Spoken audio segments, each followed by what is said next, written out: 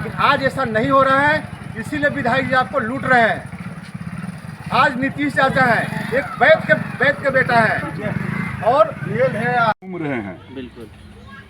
तो यहाँ क्या महसूस हुआ, क्या यहाँ की मूल समस्या है, क्या यहाँ की मूल आम जनता की परेशानी है, जिन मुद्दों पर आप फेस करेंगे आप और कैसे फेस करेंगे? बिल्कुल, मैं ग्राउंड की सारी समस्याओं को मैंने जहाँ जहाँ भी गया है बहुत ज़्यादा समय दे करके, क्योंकि प्रचार नहीं, मैं बहुत ज़्यादा अभी जनसंपर्क कर रहा हूँ, तो जिसके एवज में मैं बहुत ज़्यादा ग्राउंड का मुझे इशू पता चला है।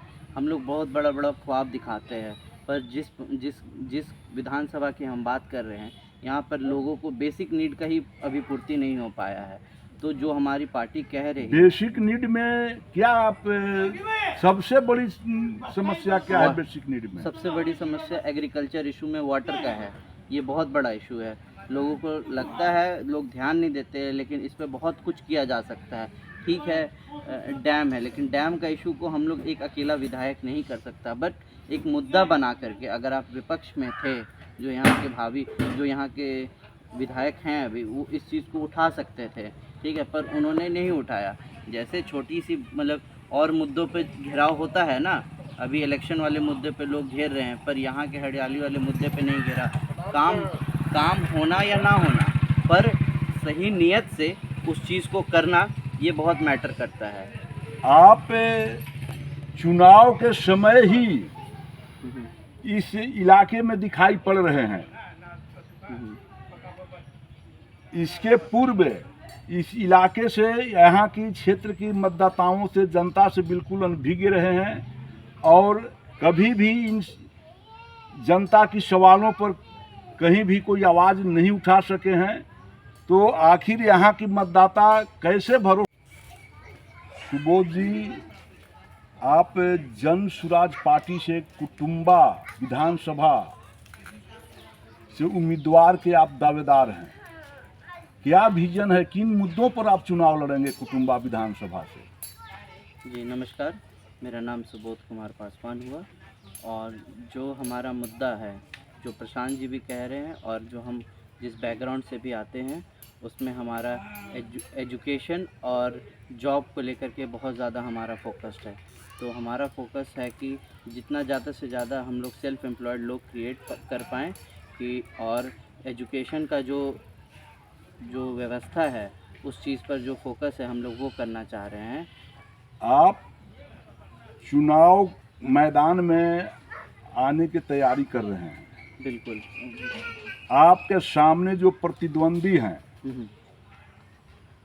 जैसे नामों की, एक तो वर्तमान विधायक राजेश राम जी हैं, बिल्कुल। इसके अलावे एनडीए के और प्रत्याशी होंगे, बहुत दिग्गज हैं प्रत्याशी। बिल्कुल। तो क्या उनकी आंधी में आप टिकेंगे? क्या उनकी आंधी को आप रोक पाएंगे, या कैसे मुकाबला करेंगे उन दिग्गज हस्तियों से? बिल्कुल बिल्कुल, आप सही बोल रहे हैं, दिग्गज है वो, पर हम लोग भी आम जनता से उठे हुए लोग हैं। और जो मैंने अपनी लास्ट जो चीज़ें अभी तक हासिल करी है, कंपनी चलाई है मैंने, और लोगों को जोड़ा है और लोगों को भरोसा दिलाया है, तो इस चीज़ पर मैं भी ग्राउंड पर, हम लोग भी लगे हुए हैं। 2 महीने से लगातार मैं ग्राउंड पे भ्रमण कर रहा हूँ, तो लोगों को मैं भी अपने ओर आकर्षित करने में सफल हो रहा हूँ।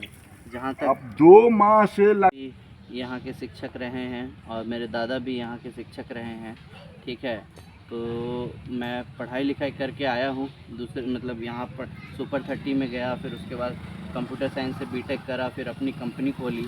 तो ये बात बिल्कुल सही है, बट यहाँ की समस्याओं से कभी ऐसा नहीं है कि मुझे पता नहीं, ग्राउंड पर उतर के और ज़्यादा पता चला। और जहाँ तक बात रही, आप जो इलेक्शन का समय, अब अगर हम लोग दिसंबर से लगे हुए हैं, ठीक है, ग्राउंड पर मैं 2 महीना से हूँ बिल्कुल, और दिसंबर से हम लोग जन स्वराज के विचार से प्रेरित होकर के मैंने अपना वो काम छोड़ करके इस पर ध्यान दे रहा हूँ। तो इसके पीछे लॉन्ग टर्म विज़न बहुत ज़्यादा है मेरा।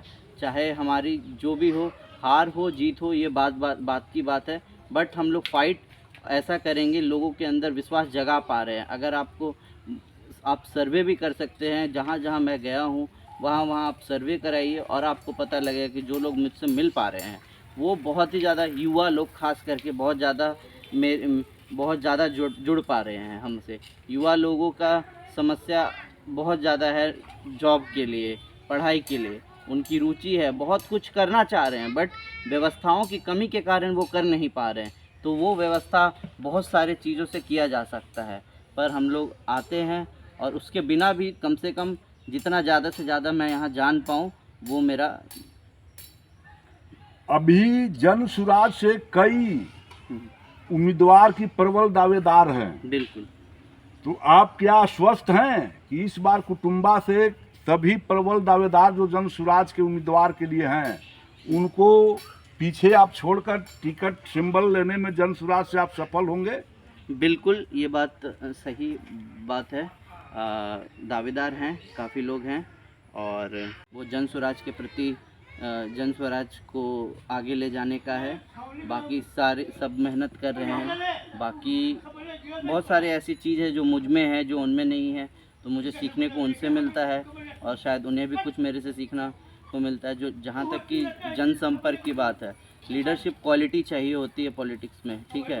तो मैंने कंपनी चलाई है, तो लोगों को हायर किया है, हटाया है, सब तरह से मैं जुड़ता हूँ, लोगों से खुद बात करता हूँ, तो बहुत सारा चीज़ मैं अभी सीख रहा हूँ और सीखूँगा भी। उसके लिए मैं, कुछ लोगों की दावा है कि मैं कंपनी तो नहीं चलाया हूँ लेकिन जनता के सवालों पर संघर्ष किया हूँ, मैं राजनीति में हिस्सा बटाया हूँ और जनप्रतिनिधि भी पूर्व में रह चुके हैं भिन्न भिन्न इकाइयों का। तो आपकी कंपनी का अनुभव और उनकी राजनीति का अनुभव क्या कहेंगे आप?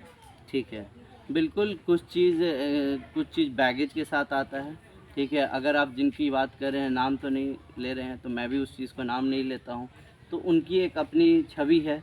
अगर राजनीति पे करे हैं तो वो जीत और हार अभी अगर वो हारे हैं तो आपको उसके पीछे का एनालिसिस करना चाहिए कि क्या रीज़न है, ठीक है।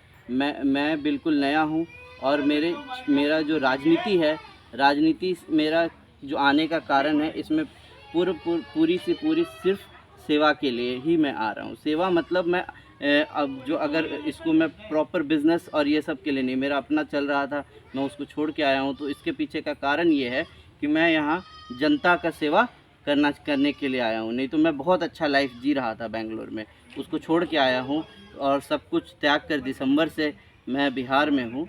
तो दिसंबर में ही मैंने सबसे पहले प्रत्याशी की फॉर्म भरी थी। तो चुनाव लड़ना चाहते हैं, टिकट के दावा कर रहे हैं, यदि आप टिकट लेने में जन सुराज से चूक गए तो उस स्थिति में आपकी भूमिका क्या होगा? बिल्कुल, टिकट तो कोई मेन फोकस है नहीं मेरे लिए, ठीक है। जो चीज़ का मुझे पता है कि मैं मास्टर हूँ, ठीक है। तो वो चीज़ पर मैं जो भी टिकट लेता है, अपने जन स्वराज से जिसको भी टिकट मिलता है, मैं उसके साथ रहूँगा। ना मैं इधर उधर, ना मुझे कोई पार्टी में जाना है, क्योंकि मेरा जिस लाइन से मैं आया हूँ उसके हिसाब से कोई पार्टी अलाइन नहीं होती है मेरे विज़न के हिसाब से। तो एक जन स्वराज ही है जो मेरे विज़न पे अलाइन करता है। तो मैं किसी भी कारण से इधर उधर नहीं मुझे जाना है। मैं जो भी समक्ष में जो डिजिटल है, जो भी तरह का सपोर्ट जिसे चाहिए होगा, जो हमारे प्रत्याशी आएंगे अगर, तो उसका पूरा मैं समर्थन करूँगा।